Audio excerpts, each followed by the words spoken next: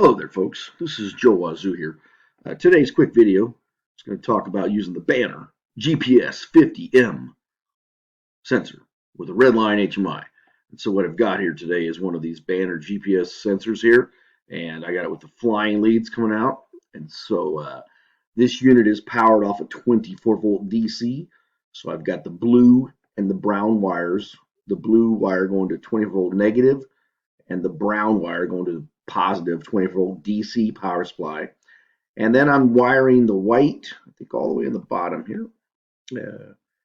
I'm taking the white lead of here and going to the pin 1 on my RJ45 jack in my RedLion unit. And then I'm taking the black wire, and that's going to the orange-white combination Ethernet cable into the RS-485 port. That's pin 2 of that guy. So I got that set up there. Let me point out to you here that in this software, you can see, I'm looking at the manual here, and by default, right out of the gate, the default settings of this thing are 19.2, no parity, Modbus slave number 1. Okay, so what I've done here is I've got a RedLion program running, and I'm using a CR3K for this example. So over here in communications, I'm going to use one of the 2 RS-485 ports. So I'm using this one here. I've got it set up as a Modbus master. Right here is the Modbus master. The default setting, I'm changing just this one parameter here. By default, this normally comes up as 9600, so I'm changing this to 19.2. And then right below there, when you normally start a new program, it'll say PLC1 here. All I've done is went and renamed this thing GPS50.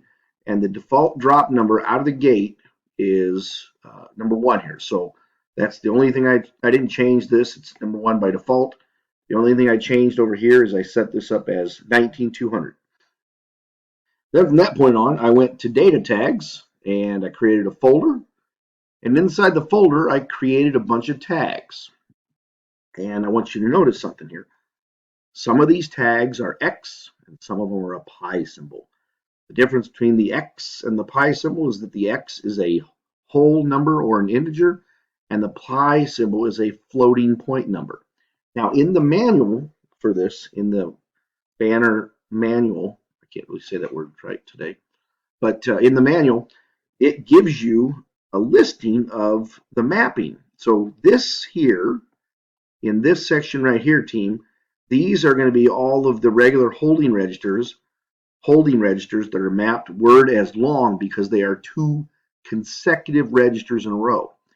This column right here, let me change my color of my thing. This column right here is the floating point registers in crimson, or I'm sorry, for the GPS50. And these will start at this field here, and these will be mapped as word as real, which will cause crimson, or the RedLion product, to automatically map 2 consecutive registers in a row. And you can see here you got your latitude, longitude, altitude, UTC time, date, and then you have some other things down here, signal quality and so forth. And so what I've done on this database is I went through and I created some tags. So if you notice, if I click on the X first here, you can see it's mapped to the banner, and here's where it's mapped to. If I go to the next one, the latitude, I called it FP for floating point. Notice here, team, that it says 101 real. Let me back up. If I click on this one, if I click the pick button, all I really did is I left this default here as number 1, but I changed right here, since the Banner documentation says that's a 32-bit integer number, I made that a word as long, which will let me read in 2 consecutive words or 32 bits of data. So that took care of that. If I go to the next one, this one, the only difference I did here is when I configured it from here, right down here, I set it up as word as real right there. So that's how I create that as word as real. And then you might have to change this here to a floating point. Sometimes it does it automatically. But once you do that, so if I just go through these, so if you're watching the video, the first one is 40,001, which is an integer. The next one is 40,101. Latitude as an integer is 40,003. Next one after that is 1,003, I'm sorry, 40,103 real. Next is altitude is 40,005 as a long. Then I have altitude floating point, which is 40,105 as a real. And then I have UTC time, which is 40,007 as a long. Date, 40,009 as long. Signal quality. Look at this one. This is a little different. Signal quality. What does that mean? Well, this here, 2005, if I go back to the documentation on this thing, I can see right here, team, that I get a double word integer, so it's going to be a 32-bit number. And apparently, this guy really only gives us a 0, 1, or 2 in these two registers. So if I go back to Crimson, this one's signal quality here on this particular unit, since it has really just three numbers, 0, 1, or 2, I go to the Format tab.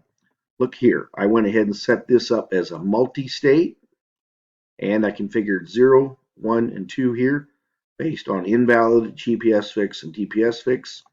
And if I go back to the manual, you'll see right here, 0, 1, and 2. So that's what I did there. And then I also mapped number of satellites tracked and some other time here. And I think that's all I set up here. However, I did go down below here. And right here, I also mapped the baud rate parity and the slave number of this thing because I want to make a change. So if I go back here and I'm going to display pages, I'm going to make all of these be changeable. So I'll turn on the data entry field here. All right, let me save this. Let's go live first of all. So I just downloaded to the screen. I am using the web server. I got that turned on in here. So if I go to Internet Explorer or whatever I'm using to browse, if you simply just put in the IP address locally of your screen and you click Remote View, you can see right here that this is what that screen is looking at. This is exactly in Crimson. This is all I have on the display page. So in the web browser, and the only way I can show this to you live is to have this open. So I'm getting all these values. Now you might ask yourself, well, how do you know this is close or real or so forth? Well, I also went to a different website. I just entered in, I looked for some GPS thing, and without getting exact here, wherever I am today, 33.1 something, 96.37 something here. If you just remember the 96.37 or the 33.1, I go back to here, I'm getting close, not exactly the same, but I'm close. Why is this negative? Anybody want to take a guess as to why this number is negative? Well, I'll tell you why. If you go back to the manual, I'm going back to the manual. Look at this, to the written documentation on the sensor. And on the sensor, if I read the manual right here, you can see right here that a positive number here indicates whether you're north or south of the equator. In this case here, so we are definitely north where I happen to be. It's north of the equator. And then down here, plus or minus degrees, is east or west of the prime meridian. I have no idea where that is, so hopefully I'll never be on Jeopardy someday because I can't really tell you where that is. But anyway, so that's what's going on this part. I do have a customer for making this video. I'm going to try to change this to a baud rate of 9600, and I'm going to try to change the slave ID to a number 2. So according to the documentation, let me go back to the documentation here. It says somewhere down here, connecting what a blah blah blah blah blah blah blah blah. Does it say it? Somewhere in here, it's right here. Oh, right here. Look at here. Warning. Yeah, only respond. You have to cycle power to the unit to get it to read. Yeah, so any changes in here, you have to cycle power. How come I don't see that here? I saw that earlier somewhere. Oh, right here. I'm sorry. Right here. Blah, blah, blah. After you change the Modbus register values, cycle the power of the unit to get it to come up with new parameters. So let's see if this works. I may crash and burn here, or I look like a hero. So I'm going to change this to be number 2. The guy that wants to borrow this. Well, you can see here I can't change it for some odd reason. Let me go back to here. I thought I made a change here. Let me make this data entry. Hold on. wait a minute, let me go over here. You know what? Here's the problem. These three fields, these are three green tags. I need to set those up as read and write for me to be able to change them. Duh. Everything else is read only. So let me make this quick change here.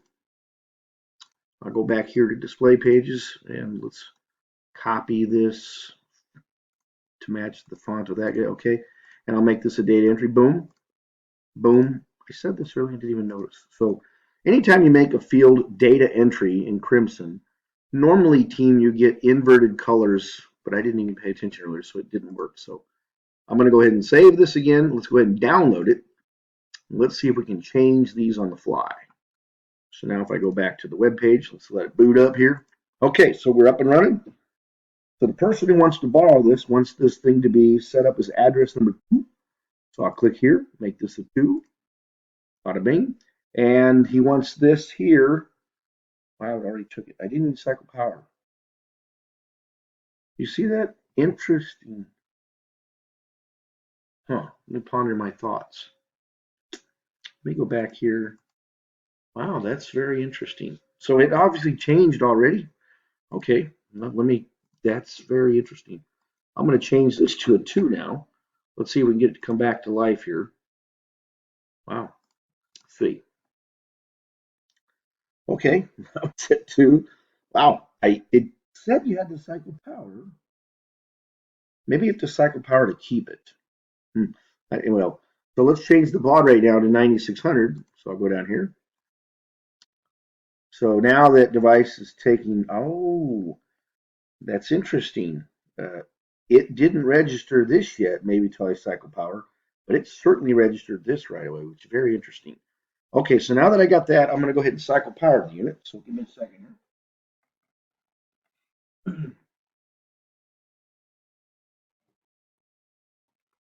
going to cycle power to the sensor, turn it off completely. You see the string goes down. I'm going to plug in power in here. Maybe.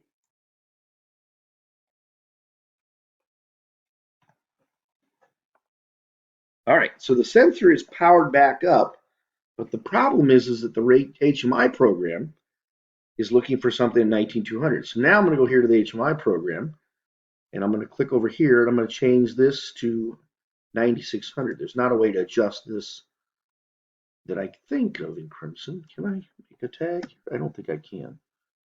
Let's see. Can I do this? I don't know. Maybe I can. No, not that I'm aware of. Anyway, so let me go ahead and download this to it. I just downloaded it. Let's see if it's coming up here.